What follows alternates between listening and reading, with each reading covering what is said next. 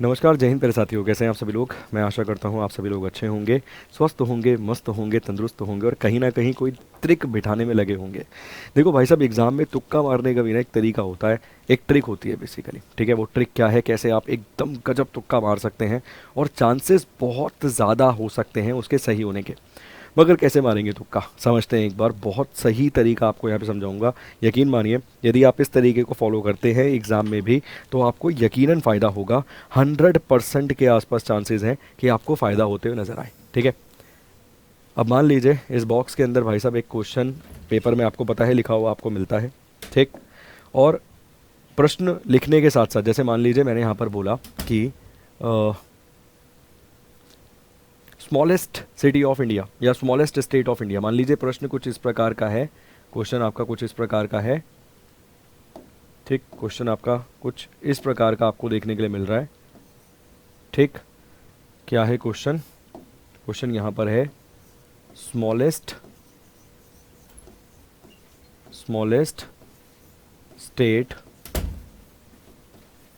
Of India, कि भाई भारत का सबसे छोटा राज्य जो है वो कौन सा है। ठीक, इसको उठा के थोड़ा सा बड़ा कर लेते हैं ताकि ये जो काम है हमारा ये वाला हो सके।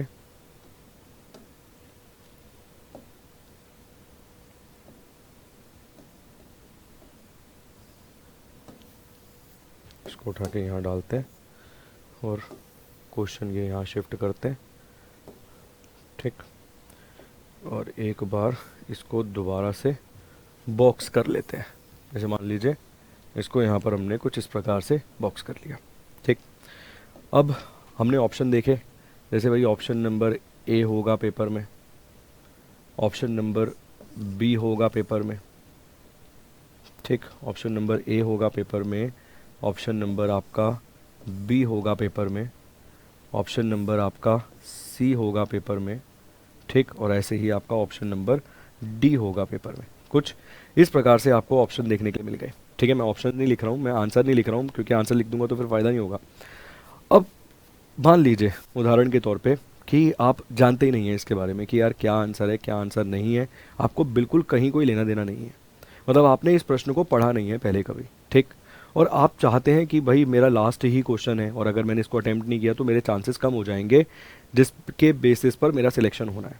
ठीक, बट हाँ, आपको एक चीज़ की क्लैरिटी है, आपको एक चीज़ पता है कि यार ये दो आंसर नहीं होंगे। देखो, तुक्का मारने का सबसे ज़बरदस्त तरीका यही है कि आपको एटलीस्ट कुछ थोड़ा बहुत, जैसे अगर आपको कुछ भी नहीं पता, भाई कोई लेना देना नहीं है आपको इस सवाल से, आपने बिल्कुल नहीं पढ़ाई करी और आपको इस सवाल से कोई लेना देना नहीं है और फिर आप तुक्का मार रहे हैं, तो देखो यार यकीन मानो 100% गलत ही होगा।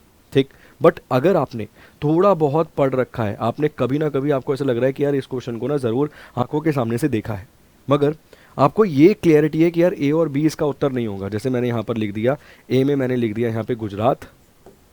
ठीक, ए में यहाँ पे मैंने गुजरात लिख दिया, बी में मैंने यहाँ पे राजस्थान लिख दिया।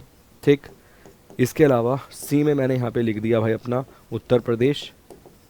सी में जैसे मान लो सी में यहाँ पे मैंने लिख दिया अपना सिक्किम और डी में मैंने यहाँ पर लिख दिया अपना गोवा। ठीक, स्मॉलेस्ट स्टेट पूछ रहा है according to on the basis of area, क्षेत्रफल की दृष्टि से। अब आपको ये तो क्लैरिटी है यार कि भारत का ना सबसे बड़ा राज्य तो राजस्थान है, आपको ये क्लैरिटी है कि भारत का सबसे बड़ा राज्य जो है वो राजस्थान है। और कहीं ना कहीं आपके मन में एक ये भी सवाल है कि यार राजस्थान बड़ा तो है, और ये भी आपको लगता है कि यार मैंने गुजरात भी कभी ना कहीं पढ़ा है कि छोटा तो नहीं है उतना जितना छोटा होना चाहिए। ठीक, मतलब स्मॉलेस्ट तो नहीं है भारत में। मतलब यहाँ पर सिंपल सी बात यह है कि अगर आपको दो ऑप्शंस में ऐसा लगता है कि ये दो ऑप्शंस तो आंसर नहीं होंगे, उसके बाद देखिए तुक्का आप कैसे सही एकदम मार सकते हैं। उसके बाद जो बचे हुए दो ऑप्शंस है ना, उसमें से एक ऑप्शन पे आपको लगभग 60% श्योर होना है, 60% श्योर होना है। और यकीन मानिए अगर इन दोनों ऑप्शंस में से जो बचे हुए दो ऑप्शंस हैं, दो एलिमिनेट करने के बाद आप 60% श्योर हो गए तो वही उस प्रश्न का आंसर होगा। इसके बहुत हद तक चांसेस रहेंगे। ठीक, आप बोलोगे मगर ऐसे तो कैसे ही तुक्का लगेगा, मेरे को तो नहीं आता होगा। भाई देखो, तुझे अगर कुछ भी नहीं आता तो तेरे को फ़ायदा ही नहीं है तैयारी करने का, फिर तो भूल ही जा कि कुछ होने वाला है या कोई चांस बनने वाले हैं। ठीक, एक तो ये तरीका हो गया, इसे हम एलिमिनेशन मेथड बोलते हैं कि आपने ऑप्शंस को एलिमिनेट किया कि ठीक है यार ये दो तो नहीं होंगे एलिमिनेशन मेथड के माध्यम से, और आपने देखा इन दो में से मैं 60% श्योर हूँ कि ये आंसर होगा, और जो भी आप 60% श्योर है उस पर टिक कर दीजिए। यकीनन चांस वहाँ पर आप खुद देख रहे हैं कि ज़्यादा सही है, ज़्यादा चांस ऐसे हैं जो आप जहाँ पर आपका प्रश्न सही हो सकता है। तो एक ट्रिक क्या हो गई, एक ट्रिक यहाँ पर हो गई एलिमिनेशन मेथड, एक ट्रिक यहाँ पर क्या हो गई, एक ट्रिक यहाँ पर हो गई आपको अपनी एलिमिनेशन मेथड की, कि जहाँ पर आपने दो ऑप्शंस को एलिमिनेट कर दिया, बाकी बचे हुए दो ऑप्शंस में से एक में आप 60% श्योर हुए और आपने टिक कर दिया और आपका आंसर हो गया। अब चलते हैं सेकंड ट्रिक की तरफ। आप बोलोगे कितनी ट्रिकें बताने वाले हो भाई तुक्का मारने की, मैं तुम्हें एक्सपर्ट बना दूंगा भाई तुक्का मारने में, इतनी ट्रिक्स बताने वाला हूँ। ठीक, मैं तुम्हें इतनी ट्रिक्स बता दूंगा कि तुम एक्सपर्ट हो जाओगे तुक्का मारने में। अब ये हो गया ऑप्शन ए, ये हो गया ऑप्शन बी, ये हो गया ऑप्शन सी, और ये हो गया हमारा ऑप्शन डी। चार ऑप्शन आपके सामने आपकी स्क्रीन पर है, प्रश्न कुछ भी लिखा हुआ है, और यकीन मानो अगर प्रश्न कुछ भी लिखा हुआ है और आपको प्रश्न क्लिक करने पर ऐसा लग रहा है कि यार इसका आंसर ए होगा, मतलब आपके दिमाग में जो पहली क्लिक कर रही है ना, उस प्रश्न को पढ़ने पर जो उत्तर में आपकी पहली क्लिक कर रही है ना, वही आंसर होगा। ऐसा क्यों? अगर आपने कभी भी जीवन काल में उस प्रश्न को पढ़ा था तो आपकी ब्रेन की मेमोरी जो है उसको सेव कर कर बैठी हुई है। तो जैसे ही आप क्वेश्चन को रीड कर रहे हैं और आपकी जो पहली क्लिक है, फर्स्ट क्लिक है, अगर वो ए कह रही है तो यकीनन ए को टिक करके आपको आगे बढ़ जाना चाहिए कि बहुत हद तक चांसेस हैं कि वही उस प्रश्न का सही उत्तर है। और यदि आप उस प्रश्न को पढ़ रहे हैं और कुछ क्लिक नहीं कर रहा है तो फिर भी आगे बढ़ जाना चाहिए ना क्लिक करके, वरना नेगेटिव हो जाएगा। अगर नेगेटिव मार्किंग है तभी तो तुक्का मारने की सोच रहे हैं, अगर भाई साहब नेगेटिव मार्किंग होगी नहीं फिर तो 100 के 100 तुक्के ही मार देंगे, फर्क क्या पड़ेगा, है ना। नेगेटिव मार्किंग है तभी इतना सोचना पड़ रहा है। एग्जाम में आजकल मैक्सिमम जो एग्जाम आप देते हैं उन सब में नेगेटिव मार्किंग होती है। तो दो ट्रिक्स मैंने आपको यहाँ पर बताई। एक ट्रिक मैंने कहा एलिमिनेशन मेथड, इस एलिमिनेशन मेथड का इस्तेमाल कर कर आप क्या कर सकते हैं, उत्तर तक पहुँच सकते हैं जो 60% सही हो। और एक ट्रिक मैंने आपको बताई कि यदि उस क्वेश्चन को रीड करने पर जो सबसे पहले आपके दिमाग में क्लिक कर रहा है वही उत्तर होगा, 99% चांसेस है वही आंसर होगा। ठीक, और अगर कुछ भी क्लिक नहीं कर रहा है तो मत टिक करिए अगर पेपर में नेगेटिव मार्किंग है।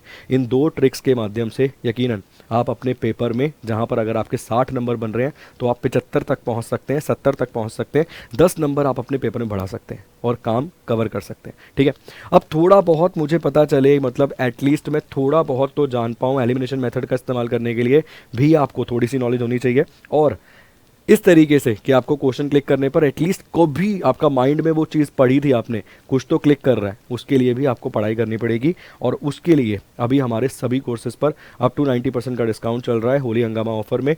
इसके साथ साथ आपको अप टू 100% तक का कैशबैक भी मिल रहा है। ये कैशबैक आपके अकाउंट में क्रेडिट होगा 5 से 7 दिनों में।